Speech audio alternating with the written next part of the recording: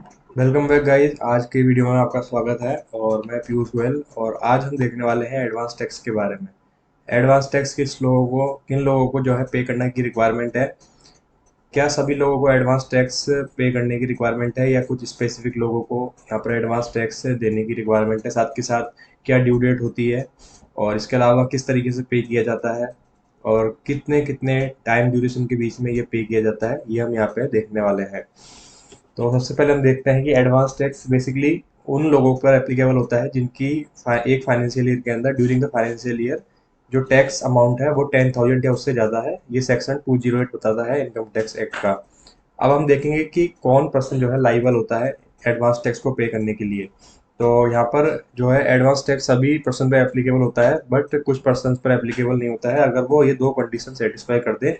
अगर वो resident individual है, उनकी इनकम जो है बिजनेस और प्रोफेशन से है और साथ ही साथ उनकी एज जो है उन रेजिडेंट इंडिविजुअल की वो 60 ईयर्स या उससे ज़्यादा है प्रीवियस ईयर के अंदर, तो उन केस में एडवांस टैक्स पे करने की रिक्वायरमेंट यहाँ पर अराइज नहीं होगी। अब हम इसको एक एग्जांपल से समझते हैं। जैसे मिस्टर राम है जिनकी एज 65 ईयर्स है, उनके पास दो प्रॉपर्टीज है जिनको उन्होंने रेंट पे दिया हुआ है और 9.5 लाख रुपए उनकी इनकम है एनुअली। तो यहाँ पे दो क्राइटेरिया मेंशन किए किए थे मैंने ऊपर, कि अगर उसकी एज 60 ईयर से ज़्यादा है, साथ के साथ जो है इनकम जो है बिजनेस एंड प्रोफेशन से है, तो उस केस में जो है एडवांस टैक्स पे करने की जो रिक्वायरमेंट है वो अराइज नहीं होगी। तो राम यहाँ पर 60 ईयर से ज़्यादा एज है, तो उस केस में उसको एडवांस टैक्स पे करने की रिक्वायरमेंट नहीं होगी।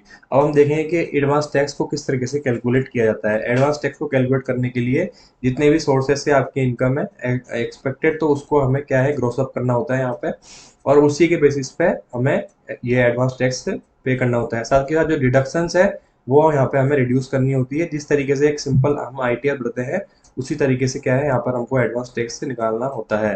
जैसे एग्जांपल के तौर पे आपकी 3 एड से इनकम है, तो कैपिटल गेन से इनकम है, बिजनेस एंड प्रोफेशन से है, सैलरी से है, तो या फिर अदर सोर्सेज से भी है। तो इन सभी हेड्स की इनकम को आपको क्या है ग्रोस अप करना है, यानी ऐड करना है।